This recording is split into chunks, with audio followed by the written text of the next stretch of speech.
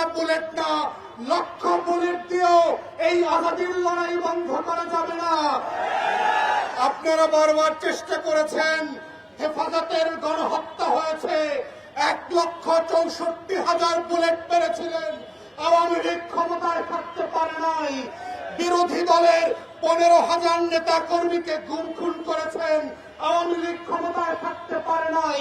পিলখানায় গণহত্যা করেছেন, আমার 57 জন সেনা কর্মকর্তাকে শহীদ করেছেন, দিল্লির আধিপত্য টিকে থাকে নাই। নির্বাচন ব্যবস্থা ধ্বংস করে দিয়েছেন, 16 বছর ধরে গোলাম গণমাধ্যম দিয়ে বাংলাদেশের আজাদির বিপক্ষে প্রত্যেক দিন তথ্য সন্ত্রাস করেছেন, আওয়ামী লীগ ক্ষমতায় থাকতে পারে নাই। পরিষ্কার বক্তব্য, বাংলাদেশের মাটির রং বোঝেন নাই, আজাদির রং চেনেন নাই। ওটা আওয়ামী লীগের পতাকার রং না, ওটা লাল সবুজের রং। ওটার জন্য লক্ষ লক্ষ মানুষ জীবন দেওয়ার জন্য যেমন প্রস্তুত আছে, আগামী দিনেও থাকবে।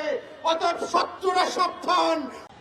প্রথম কথা হচ্ছে যে আমরা লড়াইয়ের জায়গা থেকে বারবার বলেছি যে একটা রাষ্ট্র অথবা একটা জাতিকে জাতি হয়ে ওঠার যে সংগ্রাম লড়াই, তার ভিত্তি হয়ে উঠতে হয় হচ্ছে তার শত্রু চেনবার মধ্য দিয়ে।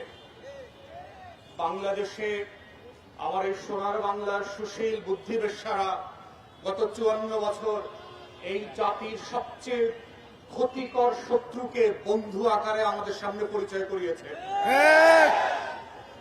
এবং এতবার বলেছে যে পৃথিবীর ইতিহাসের সমাজবিজ্ঞান, রাষ্ট্রবিজ্ঞানে যে শত্রু সাপেক্ষে রাষ্ট্র হয়, আজাদির লড়াইটা যে শত্রু সাপেক্ষে হয়। প্রত্যেক রাষ্ট্রের নাগরিককে তার সময়ের ঐতিহাসিক পরম্পরার জগৎ শেঠ, উনিচাঁদ, রায়দুল্লভ, লেন্দুক দর্জিদেরকে যে পরিচয় করিয়ে দিতে হয়, জাতির যুবকদের সামনে খসুটি বেগম আর মির্জাফরদেরকে প্রতি প্রজন্মের কাছে যেভাবে পরিচয় করিয়ে দিতে হয়, আমাদের দেশের বুদ্ধিবেশ্যারা, গোলাম মিডিয়া এবং রাজনৈতিক দলগুলো দেশের সবচেয়ে ক্ষতিকর এলিমেন্টগুলোকে জাতির তরুণদের সামনে বন্ধু বেশে গত 54টা বছর পেশ করেছে। এবং যেটা করবার মধ্য দিয়ে যেটা হয়েছে, আমার স্বাধীনতা, আমার সার্বভৌমত্ব, আমার জাতীয় স্বার্থ, আমার আত্মমর্যাদা বারবার ভুলুণ্ঠিত হয়েছে।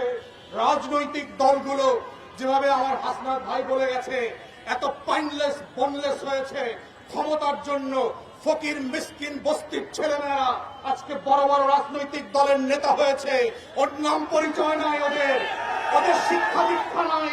যারা শত্রু চেনে না, যারা আজাদির লড়াই বোঝে না, যারা হাজার বছরের ইতিহাসের স্বাধীনতা সার্বভৌমত্ব বোঝে না, ওই সকল ক্লাউন গোলামরা আজকে বাংলাদেশের রাজনৈতিক দলের নেতা। এবং তারাই প্রত্যেক পাড়ায় মহল্লায় এলাকাবাসীর কাছে ভোট চেয়ে বেড়াচ্ছে। তারা আগামী সংসদটাকে কিভাবে আজাদির সাথে বেইমানি করে, গণ অভ্যুত্থানের সাথে বেইমানি করে বাংলাদেশকে আবার নতুন করে দিল্লির কাছে বেঁচে দেবে, সেই নাটক মঞ্চস্থ চলছে। আমাদের বক্তব্য খুব পরিষ্কার, বাংলাদেশ 5ই আগস্টের অতীতে ফিরে যাবে না। বাংলাদেশে আওয়ামী লীগ ফিরে আসতে পারবে না। বাংলাদেশে দিল্লির দাসত্ব কায়েম হবে না। বাংলাদেশে কত সাংবাদিক সুশীলরা এদেশের আজাদির লড়াইকে দিল্লির কাছে বেচে দিতে পারবে না। এই বক্তব্য খুব পরিষ্কার। যারা বাংলাদেশের আনাচে কানাচে প্রান্তে ঘুরে বেড়ান নাই, যারা বাংলাদেশের অলিতে গলিতে টং দোকানে আজাদির আকাঙ্ক্ষা বোঝেন না, যারা ওসমান হাদির নামটা পর্যন্ত সুন্দর করে উচ্চারণ করতে পারেন না, যারা ইনকিলাব মঞ্চের নাম শোনেন নাই, তারা আগামী দিনের বাংলাদেশে অপ্রাসঙ্গিক হয়ে যাবেন। এবং এটাই হচ্ছে আগামী দিনের রাজনীতির মূল তত্ত্ব কথা।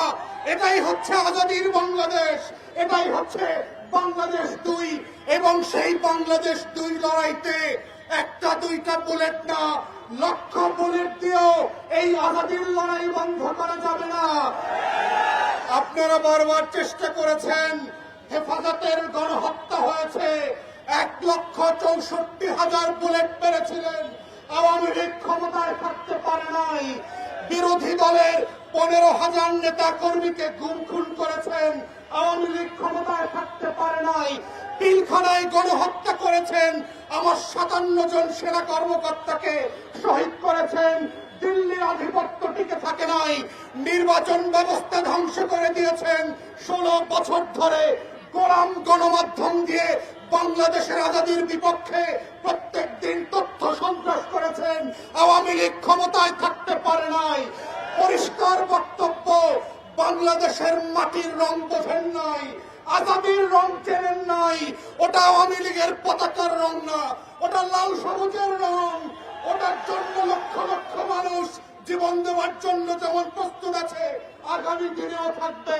অর্থাৎ শত্রুরা সাবধান, লক্ষ্য বলে প্রস্তুত রাখতে পারেন। আমরাও লাল সবুজের পতাকা বুকে পেঁচিয়ে দিয়ে বাংলার আনাচে কানাচে আমার স্বাধীনতা আজাদির লড়াই চালিয়ে যাব। শরীফ ওসমানদেরকে নতুন করে পাড়ায় মহল্লায় আবার পরিচিত করানো হবে এবং সেভাবেই প্রজন্ম থেকে প্রজন্ম ইনকিলাব জিন্দাবাদ হয়ে থাকবে। ইনকিলাব ইনকিলাব জিন্দাবাদ জিন্দাবাদ ইনকিলাব ইনকিলাব জিন্দাবাদ জিন্দাবাদ